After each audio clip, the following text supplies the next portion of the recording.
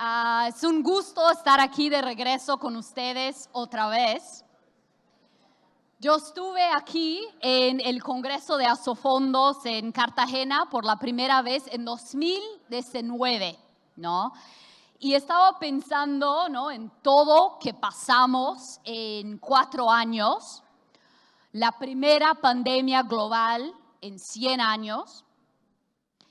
Pasamos por todos los efectos positivos y negativos en términos de la economía y los mercados.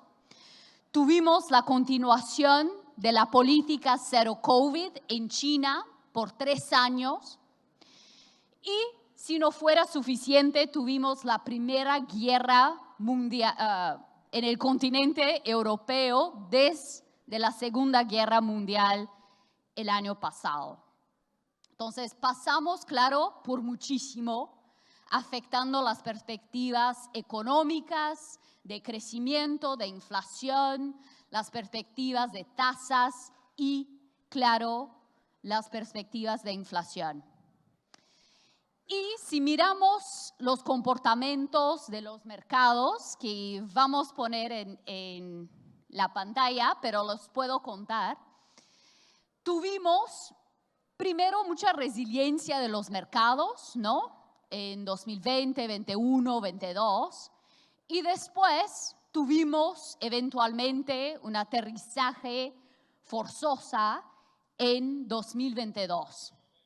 Y tuvimos, si pensamos en una cartera diversificada global, una caída de los mercados el año pasado, ¿no?, de 16%, el peor retorno desde 2008, y solo la primera vez desde 1974 que tuvimos, ¿no?, caídas tanto en los mercados globales de renta fija cuanto en los mercados globales de acciones. Pero la idea de esta discusión es de hablar también de la oportunidad mientras toda esta turbulencia macroeconómica, turbulencia también de los mercados. Porque la verdad es que creo que este año las 2 palabras clave son divergencia y dispersión. Divergencia entre el comportamiento de los mercados y de la economía real. Ya tuvimos, ¿no?, un aterrizaje forzoso en los mercados en 2022. Ahora estamos hablando de la posibilidad de tener eso en la economía real en Estados Unidos. Pero hay siempre, ¿no?, esta divergencia entre los mercados y la economía real. Hay también divergencia en economías globales. Vemos principalmente los riesgos macroeconómicos en Estados Unidos, probabilidad elevada de recesión, versus estamos hablando de mejores noticias de aceleración en Europa, en China, en Asia emergente en general. Y dispersión. Ahora que tenemos tasas reales positivas otra vez, estamos viendo muchísimo más dispersión en los comportamientos de los mercados, enfocados en dispersión de evaluaciones, de calidad.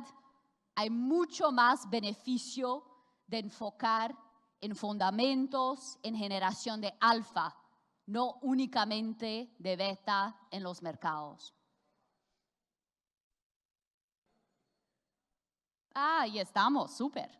Y pensando en el tema que mencionamos de oportunidad mientras las turbulencias, empiezo siempre nuestros comentarios con este tema de evaluaciones, que es nuestro norte de inversión, porque ayuda a separar un poco la divergencia entre la economía real y los mercados y separar el señal del ruido. Lo que tenemos en la pantalla son las valuaciones de los mercados globales Subtipos distintos incluye renta fija, renta variable. Si está arriba del 0, está caro. Si está abajo de 0, está barato, versus su promedio de 25 años.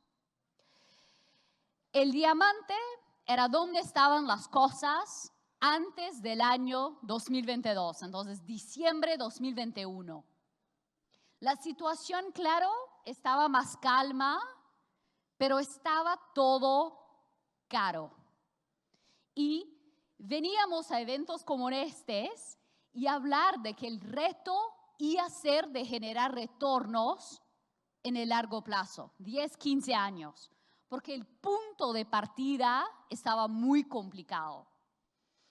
En el momento, fines de 2021, nuestras proyecciones de retorno de una cartera diversificada global eran de solamente 4.2% anualizados. El círculo es donde están las valuaciones ahorita, después de toda la turbulencia que ya tuvimos en los mercados globales en 2022. Y muestra, ¿no? Como en la vida, que hay el lado positivo de todo. Todo está más barato versus 12 meses atrás. Y hay áreas del mercado que ya están baratas versus su promedio, que nos presenta una oportunidad única de capturar este punto de partida favorable, que incluye lo que está a la izquierda, renta fija de Estados Unidos, pero especialmente de calidad, hablando de dispersión. Y número 2, acciones, especialmente fuera de Estados Unidos. También hablando de dispersión, Europa, emergentes, más interesantes. Pensando un poquito en el contexto, ¿no? Valuaciones mejores, con eso hemos aumentado nuestras expectativas de retorno. Mencioné 4.2, hemos aumentado 300 puntos base las expectativas. Ahora estamos hablando de 7.2 anualizado. Pensando en el contexto macroeconómico, vamos a seguir hablando de tasas, hablamos ya en la mañana, vamos a seguir hablando de inflación, pero como motores del mercado, creemos que sus efectos negativos fueron un tema del año anterior. Aquí hablando de mercados desarrollados y emergentes fuera de Latinoamérica. El gran tema de este año es mucho más hablar de dónde vamos y cómo estas variables pueden impactar la economía real. Entonces, en ese contexto ya es mucho un ambiente más favorable para renta fija. Mirando la página podemos ver, ¿no?, el cambio absolutamente brutal que tuvimos de contexto el año anterior. A la izquierda tenemos las hojas de balanzos de los bancos centrales, de quantitative easing para quantitative tightening, aperto de liquidez en 12 meses. Y a la derecha mostramos las tasas de la Fed en gris, del Banco de Inglaterra en azul, del Banco Europeo en verde. Un aumento de tasas más rápido desde los años 80. Entonces, el panorama ya cambió mucho y muy rápido el año anterior, 2022. Este año, mirando adelante en la línea puntillada, ya vemos que estamos muy cerca del fin de este ciclo de alza de tasas. Estados Unidos, creemos que tenemos el último alza de tasas semana que viene y los inversionistas ya mirando el otro lado de la montaña, pricing cortes de tasas, que vamos a comentar un poco más. En Europa hay un poquito más a subir que en Estados Unidos y ahí es un tema de mantener las tasas elevadas. Pero toda la presión que tuvimos del cambio de escenario de liquidez en términos de expectativas de tasas, creemos que fue un problema del año de 2022. En términos de inflación, un mapa de inflación aquí también ilustra bien el cambio de contexto en 2022, de 15 años de inflación fría, azul, a un contexto de inflación caliente, como Cartagena esta hora, con mucho rojo en la página. El interesante es que, claro, seguimos viendo mucho rojo, la inflación global sigue muy elevada, pero mes a mes vemos el proceso de desinflación siguiendo. Entonces, que ya vimos, ¿no? El peor de este tema. Y no es que tuvimos solo una ola de inflación, tuvimos en general 3. La primera ola, precios de bienes, que ahora ya están en deflación en muchos lados.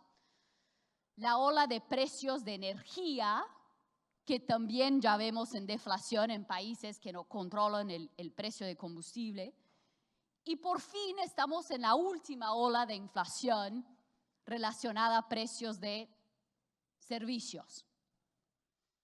Y creemos que a lo largo del año y en 2024 vamos a seguir viendo menos y menos rojo, siguiendo el proceso de desinflación, mientras que tenemos desaceleración de precios de servicios, veniendo de una desaceleración del mercado laboral.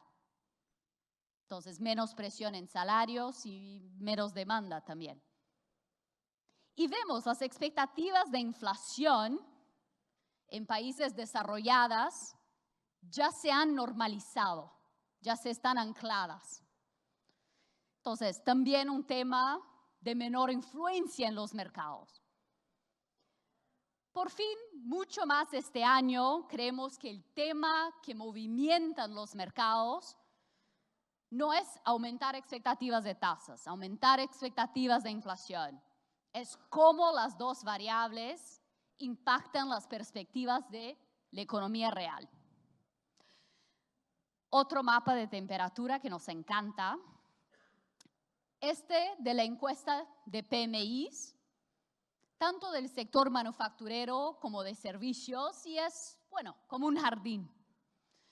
Si está verde, está creciendo, está saludable. Si está naranja, amarillo, desacelerando. Si está rojo, la situación está mala, finaliza una recesión.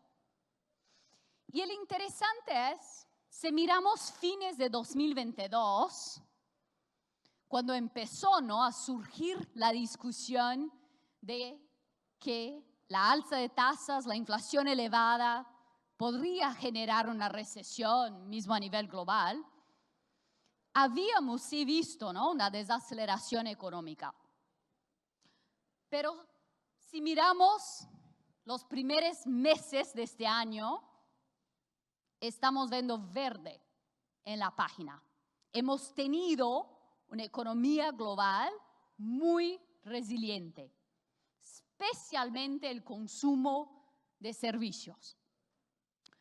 Pero nos preguntamos, y ahí es el tema del año, claro, cómo evoluyen los colores en los próximos meses.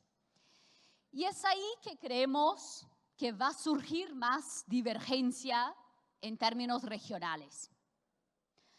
Hay países que creemos que van a sentir más el efecto de las alzas de tasas. Aquí incluye Estados Unidos, donde vemos una probabilidad de recesión elevada, y incluye posiblemente algunos países en la TAM también. Pero hay otras regiones a donde estamos viendo el cambio de shocks negativos el año anterior para shocks positivos este año. Y ahí principalmente es el tema de Europa, que está en la mitad de la página, y China, que está más aquí abajo. En Europa, claro, tuvimos el shock de los precios de energía, resultado de la guerra en Ucrania. Pero hoy en día, por suerte, pero también por acción, hoy en día tenemos los precios de energía en Europa abajo de los niveles de antes de la guerra en Ucrania. Y con eso estamos viendo y creemos que vamos a seguir viendo una caída muy fuerte en la inflación en Europa. Y eso ya está teniendo un impulso ya positivo en el consumo de los hogares y especialmente en el sector de servicios, pero también una estabilización importante en el sector manufacturero. Y el interesante del tema de Europa es que cuántos decían, ¿no? Recesión en Europa garantizada. La discusión era más cuán grave podría ser la recesión si no había energía suficiente. Pero no pasó, no tuvimos recesión en Europa, en eurozona. Y ahora estamos hablando del PIB del primer trimestre que sale el viernes, saliendo con un crecimiento de 1% probablemente. Y estamos hablando de aceleración en el segundo trimestre en base a estas encuestas, con Europa posiblemente creciendo 2%. Entonces, una importante divergencia.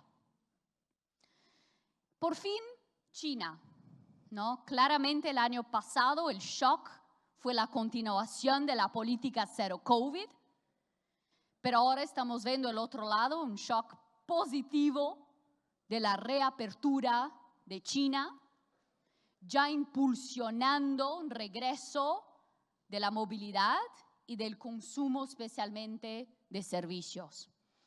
Y tenemos hoy en día colegas en China, JP Morgan ahora es 100% dueño de nuestro business de asset management en China, entonces 500 nuevos colegas en Shanghai, Shenzhen, Beijing, que nos dicen, mira, los shoppings están llenos, los restaurantes imposibles y el trancón horrible. Pero está ayudando muchísimo, ¿no? La reaceleración. Y ya vimos el crecimiento de China muy fuerte en el primer trimestre, casi 11% trimestre contra trimestre anualizado. No va a seguir así fuerte, pero creemos que hay más demanda reprimida por venir, no solo de servicios, pero de bienes también. Y más importante, en China tuvimos todo un cambio del péndulo del gobierno, más pro crecimiento, enfocando en apoyar mucho más la confianza del sector privado y estabilizar el sector inmobiliario. Eso, claro, no ayuda solamente en nuestras perspectivas de China, pero también de Asia emergente, con el regreso de los turistas chinos, y ya vemos en los vuelos internacionales, han regresado 80% del normal ya de 2019, para Singapur, para Tailandia, para Corea. Y ayuda mucho, claro, el tema de Europa también, con también los vuelos, especialmente para Italia, a 80% de los niveles de 2019. Entonces, mucha divergencia en la perspectiva de la economía real. No es solo mala noticia, pero hay noticias mejores que el esperado también. Y esta divergencia, ¿no?, entre tasas, Estados Unidos ya llegando al fin versus otros bancos centrales europeos, de Japón, posiblemente teniendo más que hacer, junto de la divergencia en la economía real, creemos que está mucho por detrás de la depreciación del dólar que hemos tenido desde fines de septiembre. No, el cierre del diferencial de tasas y de crecimiento económico. En términos de el tema de Estados Unidos, ¿no?, creo que es ahí que tenemos que enfocar mucho en la divergencia entre los mercados que ya tuvieron su hard landing y la economía real, a donde estamos hablando de probabilidad de hard landing más allá de este año. Y hemos creado ¿qué podemos decir? Este dashboard de recesión para mirar más en la dispersión dentro de la economía. Aquí abajo tenemos los 6 indicadores clave de la economía americana. Ya tenemos áreas de contracción. Son las áreas, ¿no?, que sienten más rápido el efecto de tasas. Es el sector de bienes con contracción en producción industrial, en ventas reales, especialmente minoristas y mayoristas. Podemos incluir también el sector inmobiliario, el sector de housing. Pero hoy en la mañana todavía tuvimos un PIB positivo de Estados Unidos de 1.1% por causa de la resiliencia en los otros 4 indicadores que tenemos: el mercado laboral y el consumo real, especialmente con servicios. Pero nos preguntamos si estos dominós también no pueden caer a lo largo del año, como es normal en un ciclo económico.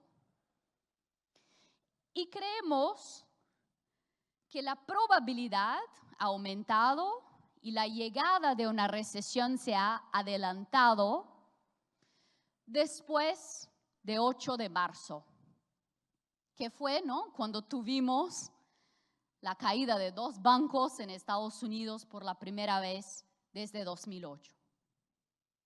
Y la razón no es porque esperamos una crisis financiera, no, el pánico se ha calmado, tuvimos una acción muy rápida del Tesoro, el Banco Central, los reguladores.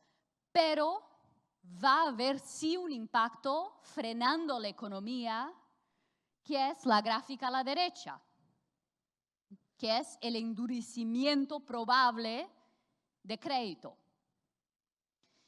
Y esta encuesta que vamos todos a mirar con mucha atención es el Senior Loan Officer Survey que hace la Fed de los bancos americanos, y les preguntan si están endureciendo sus estándares de préstamos. Y en febrero, 45% ya estaban diciendo que sí, a niveles asociados a recesión. Pero imaginando la encuesta después de marzo, que va a salir el día 8 de mayo, podemos imaginar aún más endurecimiento, especialmente de la parte de bancos regionales que son muy involucrados en los préstamos comerciales, industriales. Entonces sirve como un otro freno en la economía real y puede empezar a afectar el dominó del mercado laboral, que vemos a la izquierda, sigue muy resiliente, una tasa de desempleo muy baja en Estados Unidos, 3.5%, pero ahora es el momento de las compañías utilizar mucho la palabra eficiencia, que quiere decir cortar costos, ¿no? Ya empezamos a ver eso en el sector tecnológico, pero es un tema que puede, claro, seguir en otros sectores a lo largo del año, con menos acceso a crédito de las compañías, especialmente medianas y chiquitas, que son gran empleadoras, y claro, con la contracción de márgenes de las compañías. Con eso, creemos que la línea morada a la izquierda va a seguir su proceso de desaceleración, que es desaceleración del crecimiento salarial, que ya ha ocurrido por 12 meses consecutivos y creemos que debe seguir este año llegando a niveles más consistentes con una inflación a la meta, que sería un crecimiento salarial no de 5, pero de 3.5. Y con eso también junto un suave aumento de la tasa de desempleo para arriba de 4% fines del año. Y con eso eventualmente tuvimos la caída del dominó del consumo, que ahí, claro, indicaría la llegada de una recesión. Pero quería solo mencionar que yo creo que quien está de los dos lados de debate económico de soft landing, ¿no? Aterrizaje suave, o hard landing, aterrizaje forzosa. Los dos estamos hablando de maximum tener una recesión suave. No estamos hablando de tener una recesión similar a la pandemia o la crisis financiera. Y esta gráfica a la derecha ayuda a ilustrar cómo hay recesiones y recesiones. El tamaño de la burbuja fue la gravedad de las 14 últimas recesiones americanas en 100 años. Y las dos últimas fueron horribles, ¿no? Contracción de 10% en la pandemia, 4% en la crisis financiera. De esa vez, cuando estamos hablando del riesgo de recesión, de hard landing, estamos hablando de las otras burbujas normales, ¿no? Una contracción de 0.5, 1%, 1.5, como era el normal antes. Poniendo todo este junto para el tema de tasas, continuación del proceso de desinflación, ayudada por una desaceleración de salarios del mercado laboral, con una probabilidad elevada de recesión que se ha adelantado después del estrés bancario, nos lleva a creer, como mencionamos, que el miércoles que viene vamos a tener la última alza de tasas de la Fed, llegando a las tasas terminales de 5.1%.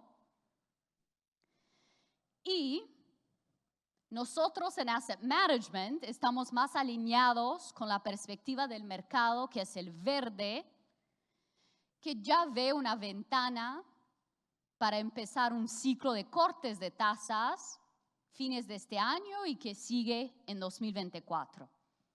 Claro, hay debates, mismo dentro de una misma institución y dentro del mercado. Algunos más de acuerdo con azul, la Fed, de que no va a haber espacio, higher for longer. Otros viendo el riesgo de tener que subir más a lo largo del año. Y eso debe sí mantener la volatilidad en la curva así elevada. Claro, no es normal, ¿no?, tener movimientos de tasas americanas de 20 puntos base al día, pero hay tanta diferencia de opinión. Pero nosotros vemos si la situación evoluye como el esperado, especialmente con relación a salarios, precios de servicios y recesión, que hay una ventana. Y eso nos lleva a creer